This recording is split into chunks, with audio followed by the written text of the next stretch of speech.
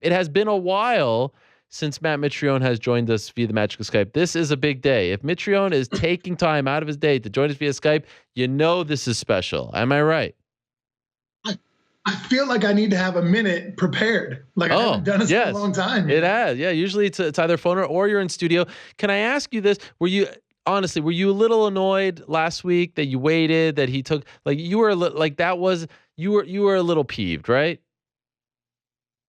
No, I didn't care, man. I got a nap. I didn't care. All right, fine. I felt really bad. Ariel, I understand that when it comes to you, everybody else takes precedence over me. So it's like, you know what? Wow. It's more the same, you know? I take this relationship for granted. Is that what you're saying? That's exactly what it is. Okay. That's what it is. Congratulations on the win. First things first, are you happy with your performance? You got the W, and we'll talk about it all, but just the entire body of work, are you pleased with it? I'm not pleased with the distance I kept when I got tired a lot sooner than I expected, which I'm surprised by. I was happy with my distance. I was happy with my footwork when I wasn't gassed. I think I did a horrendous job at stopping the shots, which I really didn't. I only stopped like 2 out of 9 probably. So I didn't do an incredibly good job there. My takedown defense. I thought Roy was extremely strong and very good at staying as a bulldog, trying to get in to get that takedown. I thought he did a really good job there. He changed levels as far as like not like a drastic change of levels, but he's short, has short legs. So when he shoots in, and if you're up against the wall, he does a really good job of coming in your mid quad level, which kind of like straightened my legs out, got his arms real tight, squeezed his elbows in, and as soon as he squeezed them in, it was good night Irene for me. I was going down. I was actually going to wrestle with Purdue today to start working on some things I did wrong, but I decided I would take a couple of days off to kind of hang out. So you fought him back in 2012. A lot of time has passed, a little over 5 years. Did this feel like a different fighter in there from the one you fought back then? I can't give you a really good answer on that, but what I can tell you is it felt like my hands had magnets on them. They went straight to his face every time I threw them. Uh-huh. Like it felt like whatever I wanted to do. And on top of this, I've obviously got a pretty substantial ego, So I got beaten by Roy via an uppercut in 2012. So I threw uppercuts straight to whoop his ass as a really passive aggressive FU to Roy to be like, look, I'm going to beat you with what you beat me with, and I'm going to do it with more flash, more substance, and attack you with it all day long. And that's what I was doing. The theme of the fight, at least for the first 2 rounds, you're controlling on the feet. He gets the late takedown, but doesn't do much with it. So I thought the first 2 rounds were pretty easy to score. The third round, I thought he won, but the big question was, did he get a 10-8? Let me ask you, when you were down on the ground, when he had you in the crucifix, when he was raining punches, were you ever worried that the referee, Dan Mergliato, was going to stop the fight? How close was it? No, it was not close at all. There was, there was no, I understand I've got a black eye, right? Yeah, I get it. But there was quite literally, there was no damage being done at all. And on top of that, like for anybody who says, so I've got a beef with Roy during this fight. And I think it's important to, hold on, Jonah's calling me. I have to pick him up. Hold on 1 second. No problem. Jonah, I got you. I'll come by and pick you up in just a minute. Okay, my dude? All right, love you, buddy. Where is he? All right, sorry about that. He's at Kumon. We do like Kumon's like a Korean form of learning mathematics in a different fashion. So we do Kumon with the kids to make sure that they're up to date with their math and ahead of their class. Wait a second. Is he alone, like unattended right now? I feel horrible about this. He's at the Kumon Center right now, so he's okay. He's just chilling. Okay. All right. So I don't remember where I was at, what I was about to say. Oh, well, you said, okay, so I asked you how close it was stopped, and you said, look, something about Roy, you were about to say something about Roy and maybe how he handled the fight or how he was during the fight. Okay. All right. So I was just getting ready to start talking about the third, third period or third round. Yeah, round, when I was on the ground, right? Yeah. So I have an escape out of the crucifix. So we knew that if I got put in the crucifix, I was going to do this one move, which I did. And so if you go into the video and watch the video that's on the internet or watch on YouTube, if you go into 1 minute and 54 seconds left in the third round, you're going to see me do a move that I do where I bring my left heel, I bring it across his right calf, I squeeze my knees together, and if I bridge or twist my hips hard enough, it actually becomes a sweep, and I end up on top, and Roy loses his position. Well, when I reached my leg across, I didn't squeeze my knees hard enough, but it was enough for Roy to kind of feel that he was going to lose his balance if I did it again. So once he got out of it, which he did, and he maintained position, Roy then took his right big toe and lifted his foot off the ground and stuck it inside of the fence. And then for 45 seconds or 40 seconds or so, inside of that round, when he was on top of me, punching me or elbowing me, he was cheating. He had all this leverage because he was pushing off the fence, driving into me. And then for you to throw, for you as in for Roy, to grandstand and be like, oh, I'm full of integrity. I don't cheat. I don't do steroids or anything else. Blah, blah, blah. And then when the fight comes down to it, here's my little girl, Gia. Oh, hello, Gia.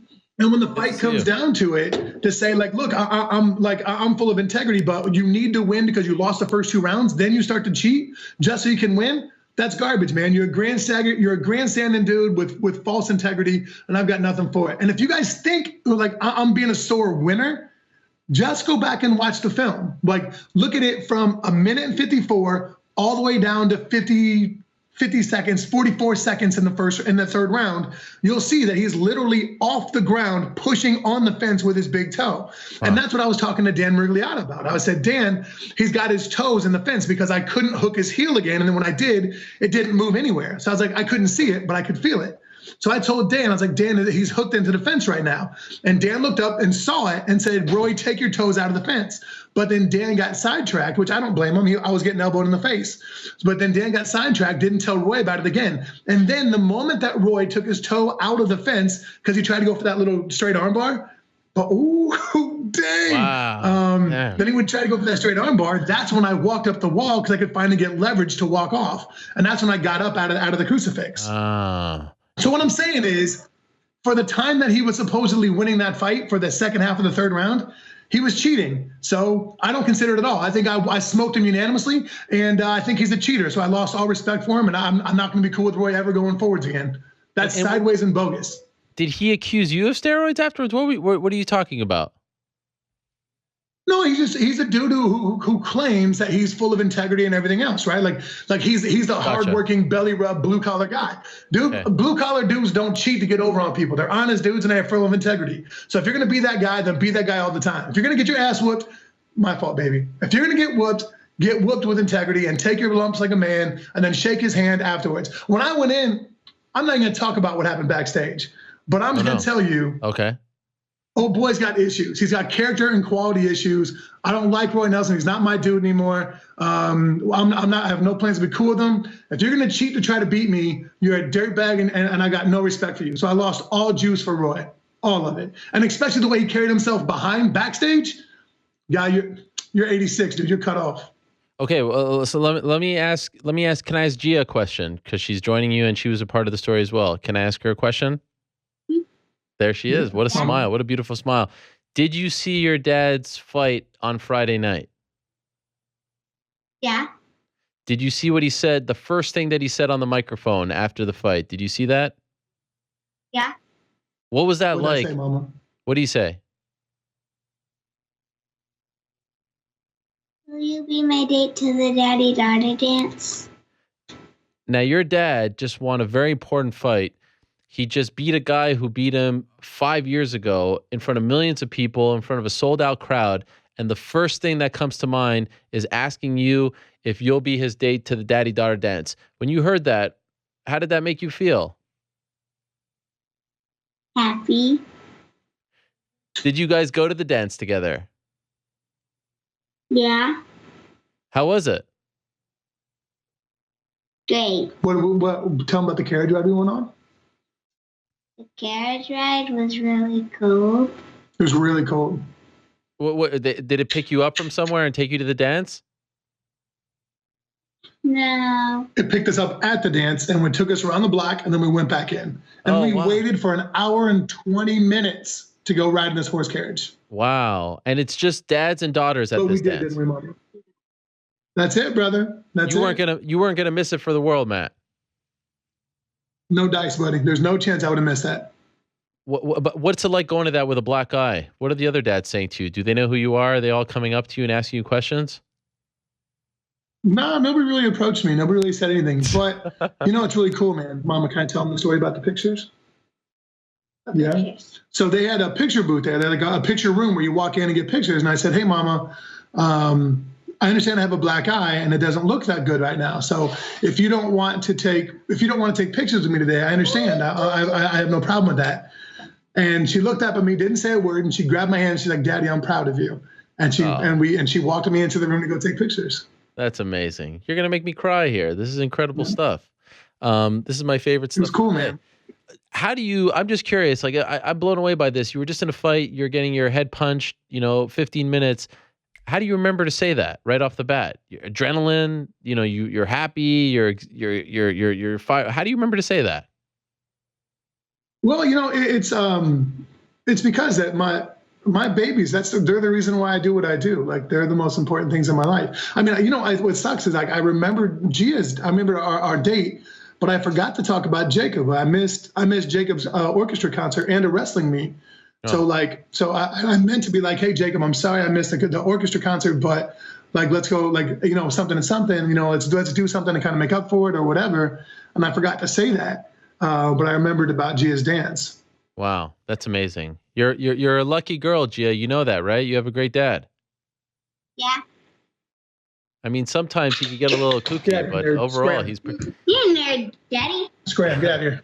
Okay, great. Well, I love having your daughter. That was amazing. It was making me tear up. But now we have to get back to the nitty gritty here, Matt. What happened backstage? You can't just drop something like that on my show and not think that I'm going to come back. I was just buying my time.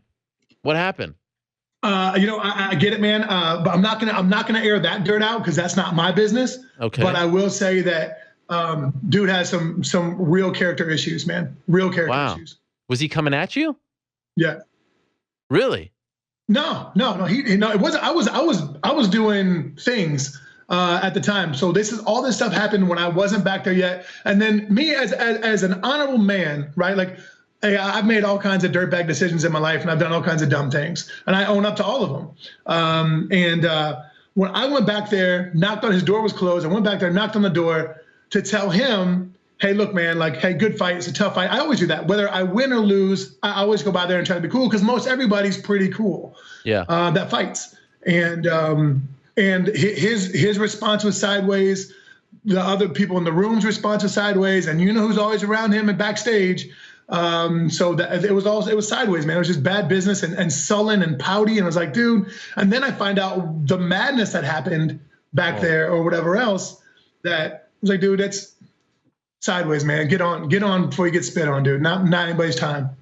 So why on Instagram I saw you gave him props, and this was obviously after the fact. Why did you do that?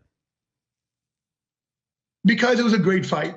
Like I said, he was a great competitor. He was. And I can't take that away from him. Whether I don't like him as a character or quality of a person, that has nothing to do with how hard the dude fights. The dude is incredibly tough. He's resilient. I'm telling you this, dude, the angles I punched him and how hard I hit him and the locations on his face and head, dude, the fact he didn't get knocked out and just kept coming forward is shocking. And he's insanely tough, and he's durable, and he's a really good fighter. And so I can't take that away from him. What are they saying to you before they read the judges' scorecards? Because they have you on the stools just in case it's a 10-8 and you have to go to sudden death. What are they saying to you? And are you thinking, like, how is this possible? How are we in this position? This is not a 10-8. What's going on? Yeah, that's what I was thinking. Like, I was like, there's no way, man. That's not a 10-8. I didn't get opened up. I won the first half of the third round. So that's what I was thinking. But like mentally, I had to prepare to go back out and start scrapping again. Yeah. And Stitch was great, dude. Stitch. So I bring Rudy Hernandez in to wrap my hands. He's the best hand wrapper in the game, in my opinion, and I think he's absolutely spectacular. He's an incredibly solid cut man as well. But Bellator, via the commission, Rudy couldn't wrap my hand or couldn't be my cut guy, so we had Stitch. And dude, Stitch did a great job, man. He was fantastic. He was talking to me. He's like, look, you need to gain your breath right now, recover. He's like, because there's a chance it's going to go 4 rounds. I'm going to treat it as if it is. Was putting the inswell on my eye, was doing everything he had to do. But in my head, I was like, I'm unprepared to go back out there and touch him up again if I need to. But I didn't think it was going to go that way. Okay. Can I ask you, Matt? It's not why, and then I'll let you go in 2 minutes, I promise. Your hands are down a lot in the fight. It makes me nervous as a viewer. Yeah. Should your hands be higher up? Well, I mean, sure. If you're gonna like go, yes, they started out higher, right? My hands was here starting out, and then when I got tired, they went down. But also, this is the beginning of a death spiral. I get that, but I did not feel any threat of any danger from Roy standing up at all. Okay. Everything he did was in slow motion. It was like a week vacation for him to get there. I mean, it took so long for everything to happen. I felt really safe. Plus my distance, I felt like Roy couldn't do anything to me anyway, standing up. So but I understand that's when bad things happen, especially in our sport. Yeah. So it's a bad habit that I have to break, especially against a guy like, I think Bader's going to beat Mo. So against a guy like Bader, I have to be really careful because he's explosive as well, and he's a really powerful wrestler. So I need to work on that for sure. I also need to stop doing wall defense and takedown defense up against a wall instead of a fence. I think that showed me that I made a huge error in judgment there. I was not prepared for like the give of the fence, and Roy did a fantastic job of keeping pressure, driving his legs, staying strong, and earning his takedowns. So I think there's some things I have to make adjustments to. How do you improve the cardio? It's a good question. I leave that up to my strength conditioning coach, Reno, because I'm normally in really good shape. I normally don't have an issue, and I've gone 3 rounds before, and I've never really been that gassed. I don't know if it's, I don't know what the hell went on. I don't know. I don't have a good answer for that, but okay. It will be adjusted, and I'll do better. What do you say to people who say, oh, he couldn't stop Roy's takedowns? Good luck against Ryan Bader. How are you going to fix that? I said, that's a damn good point. Okay. Oh no, Roy did a good job. He was persistent and stayed on him and fought his ass off for him. Sorry, Mama. I can't swear in the house, so I get in trouble for that. So that's a really solid perspective, and I think that it's valid. It holds water. So it's something I need to adjust. My wrestling coach, Coach Erickson, and Coach Tyrell Todd from Purdue, and Jake Avon and Sean Streck, and the 205er or the 200-pound 197-pounder that's at Purdue now, and I can't remember his name right now, but Braden Atwood. They're all going to come back and they're going to help me, and we're going to work on it. Like, I will be prepared for Ryan Bader because, like I said, I think Bader's going to beat Mo. But even if it's Mo, I'll be prepared for Mo. Sure. But I will be prepared for it. Last thing, a very entertaining fight. I thought it was fun to watch. It was compelling, especially with the ending. You go 15 minutes against a heavy hitter, a guy who is very hard to finish, and you dominate him for 2 rounds plus, and then you're announced as the winner. You avenge a loss. You're moving on, and you're showered with booze. What is that like? I don't care, man. I really don't. Like, I care that my family and my kids are proud of me. And as cliche as that sounds, but I think you know me well enough. I'd tell you this. Yeah. I don't care. Like, okay. I'm disliked for whatever reason, whether it's my personality, they don't like my answers, my intellect, just my arrogance. They don't like me from The Ultimate Fighter. A lot of people still don't like me from there. Whatever it is, that's your issue, not mine. I'm cool, I'm comfortable, and I'm a developing person and a really damn good dad. Okay. So I'm not worried about how you feel about me. I can only be me, and if you don't like me, then get them before you get spit on. I'll chill with the people that like me. And even if it's 10 people out of 1,000, I'll chill with those 10 people and we'll have a damn good time doing it. It drives me nuts. It drives me nuts to hear that. I mean, I guess maybe they're upset that it didn't go another round. They wanted more, but like none of you deserve that, and that's a big pet peeve.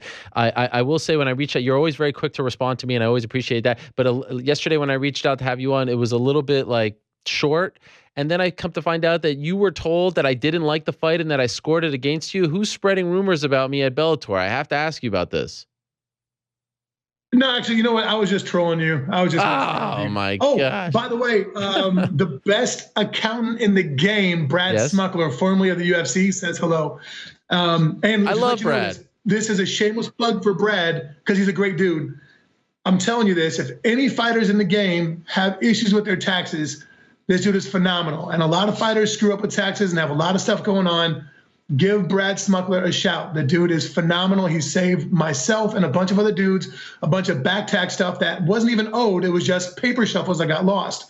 And he does this crazy forensic accounting, and he's very fair on prices. I think he can save a lot of trouble and a lot of money for a lot of fighters that don't necessarily know what they're doing. That's a great. Is he with Bellator now?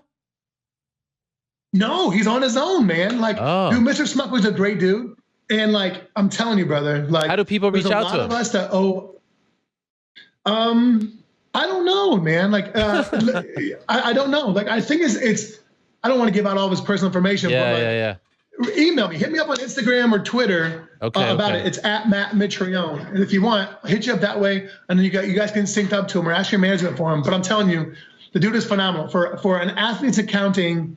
He is spectacular, and I pay him. I'm not doing this for free. Sure. I pay him when I'm talking about him that well. No, that is great to hear that he's still around and thriving, because he was a big part of the UFC. He was unfortunately let go as a result of the cuts when the new ownership. But I've seen him many a times backstage with the checks, always professional, always highly spoken about, like you just did. So that is very cool, and I'm happy to hear he's doing well. So when Chris Lytle and I fought in Indianapolis. I got the Fight of the Night award with Joey Beltran, right? Yeah. It was a $70,000 bonus. Well, Brad Smuckler screwed up and gave the $70,000 check to Chris Lytle and awarded him Fight of the Night because that's who he thought got it. Oh, no. So he gave Chris the $70,000 check. And then the next day on Sunday, he had to call Chris and be like, hey, Chris, that check isn't yours. I made a mistake. I need the check back. Thankfully, you guys are boys. Like, it would have been really awkward if it was some random guy. For certain, man. For certain. Like McCorkle for submitting Mark Hunt, something like that. You hear from him, by the way? Do you hear from him?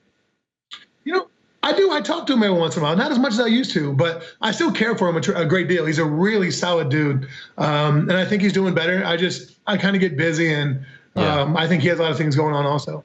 Okay. A lot of women he has to impress on the internet. Sure. All right. There's like a bat signal out there. Anytime you say his name, there's no doubt he heard about this and is going to text me and tweet me and all that stuff. I'll let you go be a dad, Matt. Thank you so much. Congratulations. Great performance. I enjoyed it. Contrary to the trolling or whatever someone may have told you if you're protecting them, I like the fight. I scored in favor of you. Do your thing, my man, and we'll talk to you soon. Thanks for the time.